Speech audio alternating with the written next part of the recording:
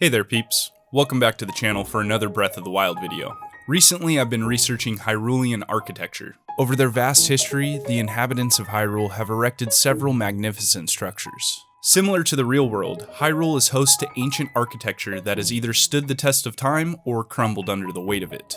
Through their sheer ingenuity, ancient Hyruleans were able to preserve some of these structures for over 10,000 years. Seeing places like the Temple of Time, the Great Bridge of Hylia, and the Goddess Springs make a return in Breath of the Wild was remarkable. It helped bring together the extensive history of the land, sprinkling that bit of Zelda magic to Hyrule's farthest reaches. That is why today we will be exploring the 7 ancient wonders of Hyrule. Before we carry on, ensure you hit that like button and subscribe for more Zelda and Pokemon content here on RMFH. Now, let's get into it. The first of the 7 ancient wonders are part of a set of springs. You can't mention one of them without mentioning them all, and since they are so closely connected via the goddesses and the Triforce, I felt it was only right to bundle them together. I'm referring to the springs of power, wisdom, and courage.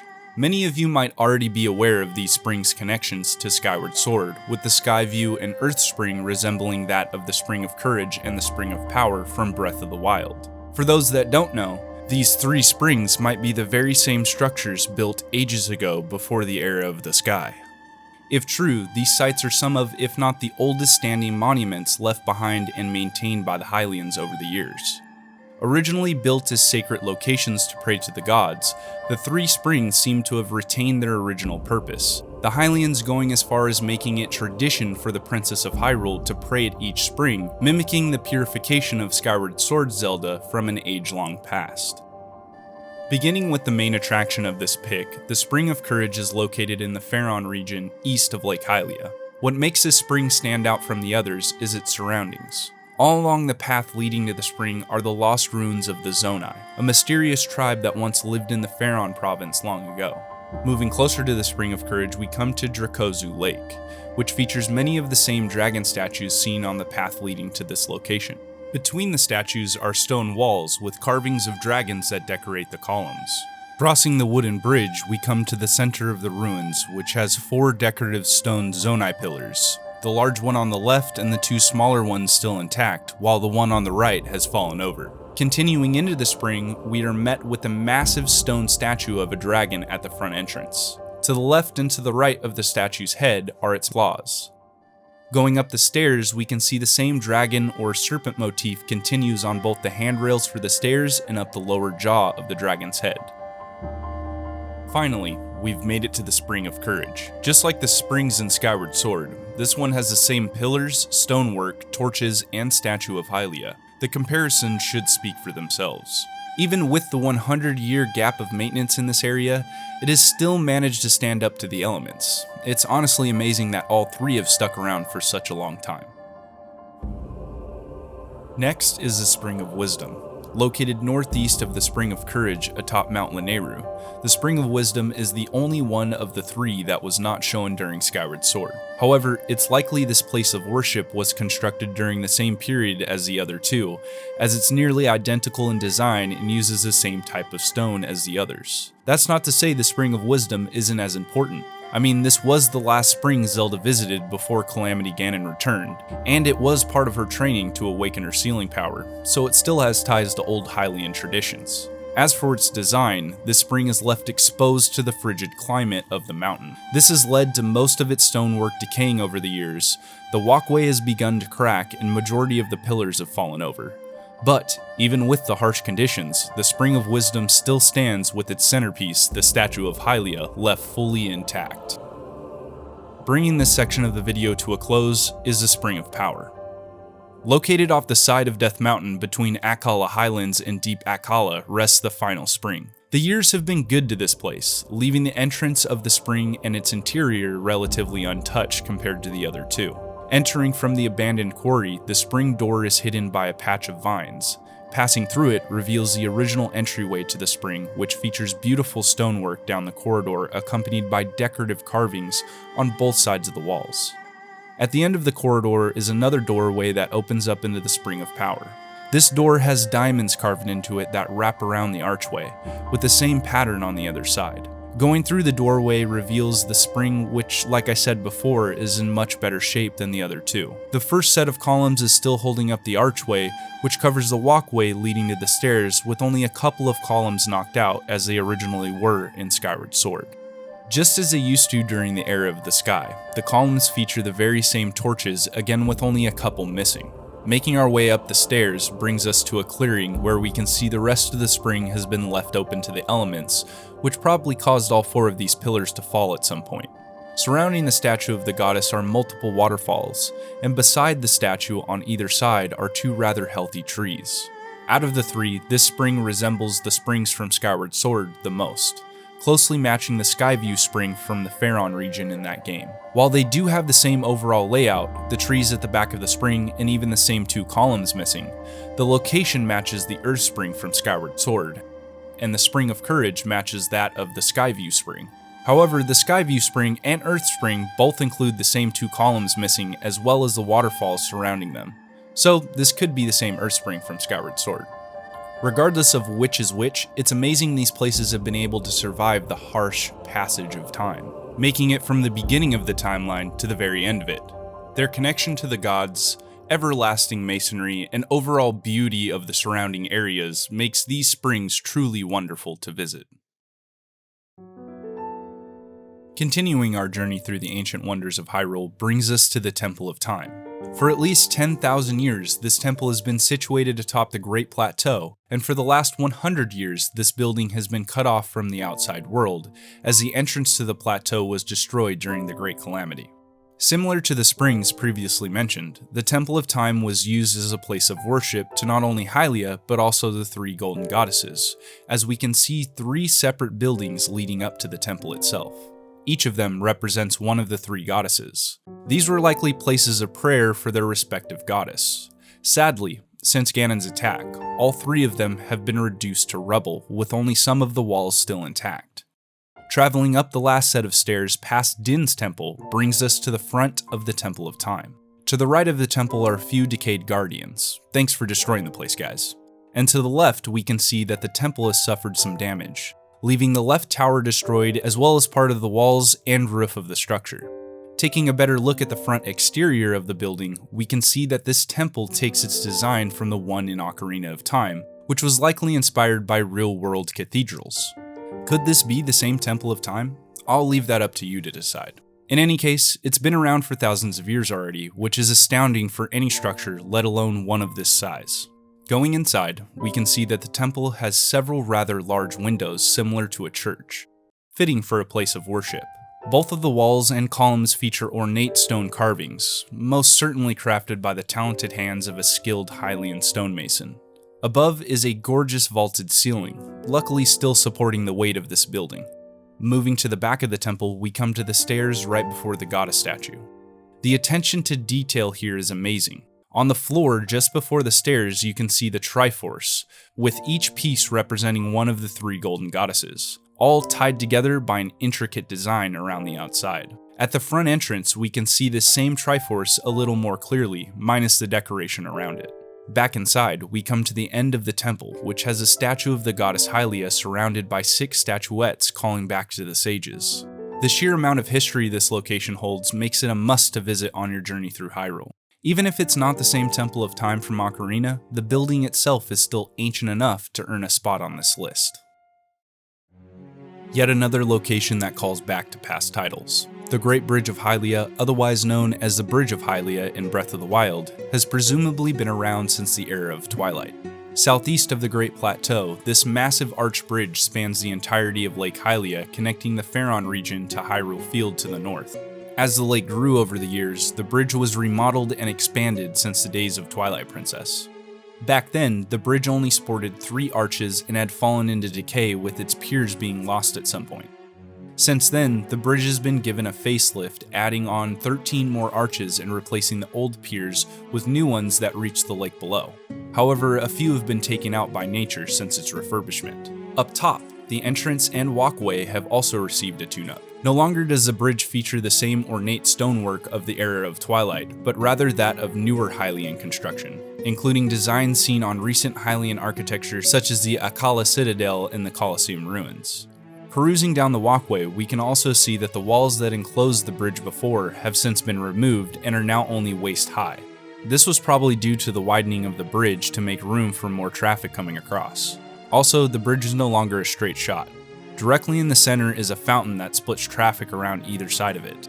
I'm sure this was a smart choice during Hyrule's heyday, seeing as this bridge likely had heavy use before the kingdom fell into ruin 100 years ago.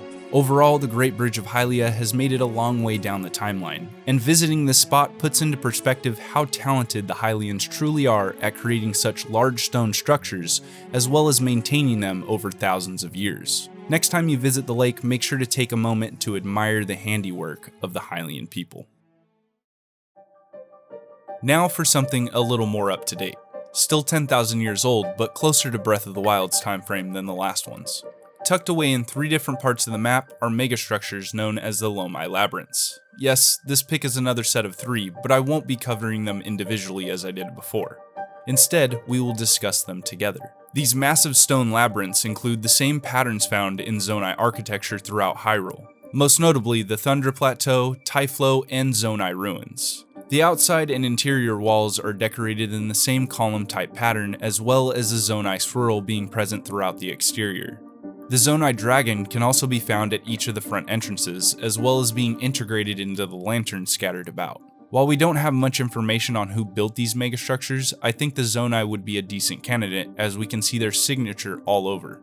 It could be that they were built as a test by the Zonai to become part of the tribe, or as a trial to the hero himself, later being repurposed by the ancient Sheikah as a way to test the hero of the wild before bestowing upon him the 3 pieces of the barbarian set. While a couple of the last picks were places of worship likely maintained by the kingdom, the labyrinths serve no purpose to the people of Hyrule, so they were likely left to rot since the Zonai and ancient Sheikah are no more. Even so, all 3 have managed to remain unscathed for 10,000 years, with no sign of maintenance over that vast time. It shows how adept the Zonai people were at the art of masonry. Building these was no small task, and they should be praised for how awe-inspiring their scale truly is. The next ancient wonder of Hyrule leads us to the Gerudo Desert. Close to Gerudo Town lies the Gerudo Ruins, which contain 7 massive stone statues of what are known as the 7 heroines. The ruins are enclosed by a rather large wall that runs the west side and wraps around to the entrance. The wall includes ancient Gerudo carvings unique to the region. Moving closer to the heroines, we can see that they were probably hand-carved out of some type of sandstone found naturally in the area. Judging by how many and the scale of each statue, it must have taken the Gerudo ages to finish construction on these magnificent pieces of art. Not only are they large in scale, but they are extremely intricate as well, with Gerudo text carved into them, jewels representing each heroine, and even their very own swords to scale. With scaffolding around the statues, it seems the stone monuments are kept up by the Gerudo still living in the area. It's only natural, as the heroines are highly revered among the Gerudo as their divine protectors. On top of their history tied to the Gerudo, the statues serve as a puzzle that, once completed, reveals a shrine, showing a connection to the ancient Sheikah. The puzzles look to be part of the statue's original design, meaning that the ancient Sheikah and Gerudo might have worked together to make these monuments long ago. The final note that I'd like to make about this pick is that it also includes an 8th heroine that was constructed either at the same time or after work was completed on the originals. The 8th heroine is located far from the others in the Gerudo Highlands. The statue looks to be carved out of the face of the mountain. Due to its color, it's more difficult to make out the details carved into it, but it does have the same Gerudo text and design as the others. Sadly, this heroine's sword was left near the top of Gerudo Summit, leaving this magnificent statue incomplete. The amount of time and dedication that went into the heroine's construction is astounding. From their massive scale to their secret function, these desert warriors are a shining example of the level of artistry the Gerudo are capable of, and should be seen by the world over. The following wonder on today's list is the largest ancient Hylian temple in all of Hyrule. The Forgotten Temple is situated at the northern end of the Tanagar Canyon. The building has the same ancient Hylian design used at the 3 springs, which points to it being constructed during the era of the sky. On the outside of the temple, it has 2 decayed Loftwing statues, again pointing to Skyward Sword. The temple's entrance sits high above the base of the building, featuring a giant archway leading into the first room. Inside this area, most of the temple has been destroyed, with only a few stone platforms and a crumbling bridge in the center of the room. The place is so old, it even has trees growing out of the walls. Towards the back of the first room is a large hole that leads into the temple's grand hall of sorts. After this point, the temple starts to get a bit more interesting.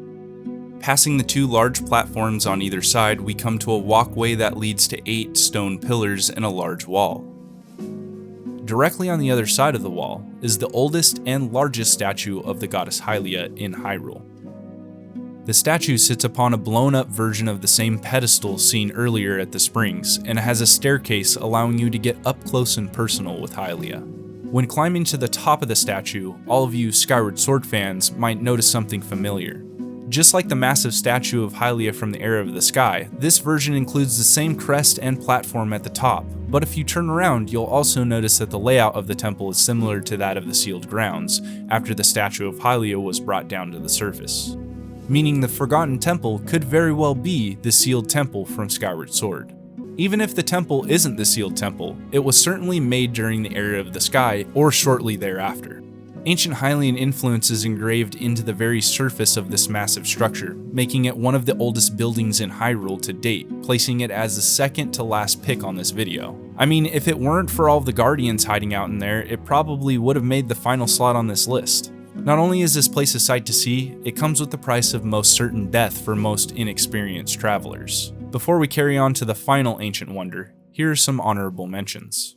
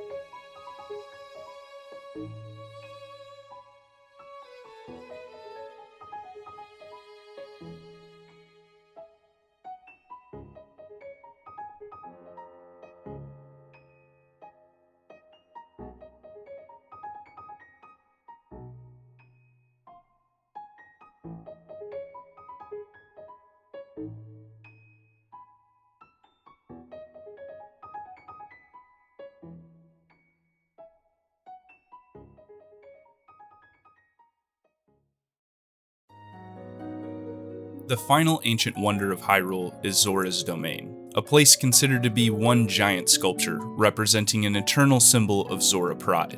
This beautiful version of Zora's Domain was created 10,000 years ago by the Zora who moved to this region of Hyrule. Utilizing the luminous stones found throughout the area, a unique form of stone masonry was created to build everything you see here. To this day, the Zora people work tirelessly to keep the domain looking as pristine as the day it was first constructed. That's a lot of hard work considering the Lina region gets copious amounts of rainfall, which greatly speeds up the erosion process of the stonework throughout the domain. Nevertheless, the home of the Zora is as breathtaking as ever.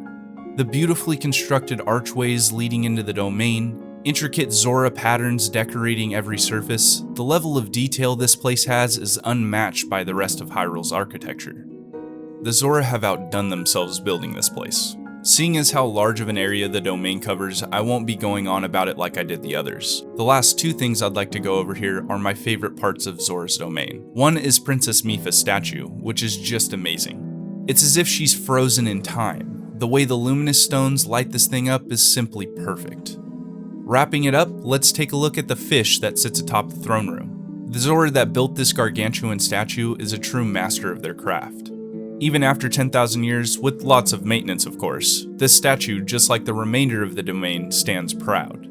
It's also a nice way for the Zora to honor Lord Jabu Jabu. Anyhow, It goes to show you that the Zora are on an entirely different level of craftsmanship. Hyrule Castle might be impressive, and it wasn't included in today's video because we still have more to learn about it in Breath of the Wild 2. But Zora's Domain is a piece of art that was meticulously put together and maintained over thousands of years, earning it the spot as one of, if not the greatest, ancient wonder of Hyrule. What do you think? Would you have ranked them differently? Politely let me know your picks of the 7 ancient wonders of Hyrule down below. Thanks for watching another Breath of the Wild video. Be sure to hit that like button, subscribe, and turn on notifications for my channel before tuning off. I hope you all have a wonderful rest of your week. I'll catch you on the next one. RMFH out.